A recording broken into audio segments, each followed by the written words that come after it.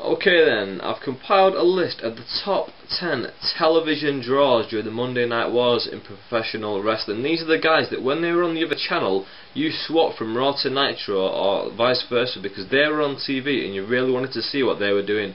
These are the guys that were the massive draws that made the Monday Night Wars what they were. Probably the most successful period of wrestling in the history of the sport. That's what I would presume they were. Number 10. It's Kevin Nash. He started off the Monday Night Wars at WWF 95 to 96. He wasn't really featured that much. He was shown as a main event talent, but in the eyes of me and many other fans, he wasn't really seen as a main guy, like a legendary type of figure, sort of like the Shawn Michaels, Bret Hart and Undertaker were also main eventing at the time. So we didn't really pay attention to him that much. But when he skipped over to WCW in 96, that's when things really kicked in. You know, he started the New World Order stuff with Hall and Hogan. You know, there was a Bash of the Beast 96. We saw him become Booker in around 98-99, where he started to book himself on top. You know, he sort of ruined the product a little bit, but still, he was on top all the way through that time, and he had fans really watching, seeing what he was doing, and he was an important figure in these Monday Night Wars.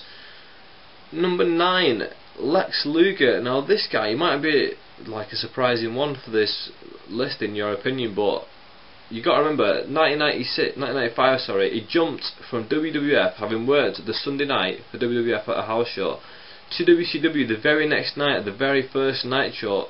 Lex Luger shows up, and this is a WWF guy. Everyone's wondering, what's this WWF guy doing on Nitro? What's he doing? Obviously, he's signed for WCW. You know, the very next week, he main evented Nitro against Hogan. He went on to have a successful run in WCW, and he was there pretty much till the end. And if you remember, there was a match in, I think it was 1996.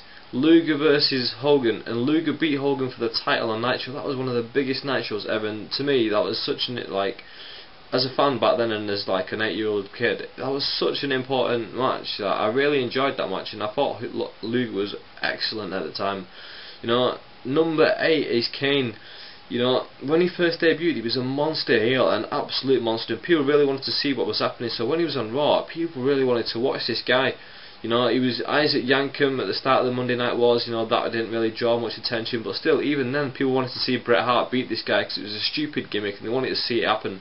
Then, obviously, with the Kane stuff, it really blew up. What was happening between him and the Undertaker, then him and X-Pac towards the end of the Monday Night Wars. It was really good stuff. Number 7, Sting. This guy didn't really wrestle that much during the Monday Night Wars. Well, he did, but he could have wrestled a lot more. But he had that gimmick of just watching from the rafters, watching Hogan. You know, he was an excellent part of the best year in WCW history, which in my opinion was 1997, when him and Hogan had that awesome feud that lasted for absolutely ages. It was a fantastic feud. The ending was rubbish, and it was a bit of a screwjob finish to the match that they had at Starrcade 97, but still, it was a fantastic feud, and it should go down in the history books, even though that did spoil it a little bit. Number 6 is Hulk Hogan. Again, didn't wrestle as much as I would have liked him to, not because I'm a massive fan of his wrestling in-ring ability and skill, but because he was a fantastic worker. He could really get the fans against him, and as Hollywood Hulk Hogan, he was a fantastic heel. You know, he started off the Monday Night Wars as a face. You know, he was drawing decent figures, and not fantastic figures, sort of similar to what Raw draws nowadays. So you know, it's nothing spectacular, but still, when it's split over 2 shows, it's pretty much double what wrestling draws now on the Monday night, isn't it? Yeah, and then was it 2000 Bash at the Beach when that thing happened with Russo? You know, stupid stuff. So that's what ended Hogan's run in the Monday Night Wars. Number 5, this might be a surprising one, but it's the Big Show. He started off in WCW. You know, he was a big draw. He was fighting Hogan all the time, or he was with Hogan. He was always at the top of the card, and they really booked him as a giant, and obviously that was his name. They really booked him as a giant and an important figure. And then when he jumped over to WWF, straight away he made an instant impact, getting involved in the Vince McMahon and Austin feud, which is, you know, the hottest angle in wrestling history. Everyone was interested in that feud. Everyone wanted to see where that was going, and Big Show ended up in the centre of that when he joined the corporation.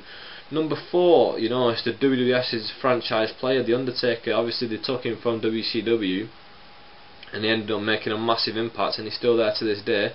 You know, main evented with a lot of the guys I've already put on this list, like Kevin Nash, Kane, and the Big Show. So he's a massive part of the Monday Night Wars, and still to this day he's a key figure in SmackDown. Number 3, Stone Cold Steve Austin. What do you need to say about this guy? When he was, people should think he's higher up, and I agree with that, but this is my list and this is how I compiled it. Austin only comes in at number 3 because although he was the main attraction for a lot of the Monday Night Wars to the WWF, he didn't get to wrestle that much because of his neck injury. They'd save him for pay-per-view and stuff like that, and when he did wrestle, it'd always be a no contest with like Dude Love or someone like that. So I wouldn't really call him a draw in wrestling terms. He was in terms of as an attraction because everyone wanted to see the stunts he would get up to, with the Zamboni trucks and the Bay trucks and all this stuff. But as a wrestler, he didn't really cut it for me as one of the top guys. Number 2, Triple H. I'm not a massive fan of his, but during the Monday Night Wars, he was very prominent. He started off Hunter Hearst Helmsley, the posh snob sort of gimmick. He was doing alright, and then he really hit, when Shawn Michaels left. He'd got the rub from the DX thing. He was an absolute massive heel. When the whole thing with Stephanie broke, that was massive. The kayfabe stuff I'm talking about, not the real life stuff with Stephanie. The kayfabe stuff when Stephanie turned on Vince at, was it Vengeance or Armageddon, 99, 2000, that era. Fantastic stuff. Triple H, second in my list. Number 1, the People's Champion, The Rock. This guy, he was magic. He wrestled probably 40 out of 50 Raws a year. He was one of the top draws on Raw. If you wanted to get somebody to watch professional wrestling, you showed them something The Rock did, and people loved it. He's a massive cultural hit to this day. He's a film star. He's changed his name to Dwayne Johnson. We know back then he was doing songs with Wyclef Jean and stuff like this. He was a crossover guy even back then. A massive part of the Monday Night Wars. Debuted at, was it Survivor Series '96? Rocky Maivia was an alright character. Pretty rubbish if you ask me, but he was okay. He was a bit athletic, but then it really hit when he joined the Nation of Domination and split from there, and then joined the Corporation at Survivor Series '98. Massive heel turn, fantastic draw, and even to this day, if he came back, he'd pop a large rating in my opinion. So that's my list. Let me know what you think about it. If you got a video response, got a comment, personal message, whatever you want. And yeah, I'll be back soon with some more videos.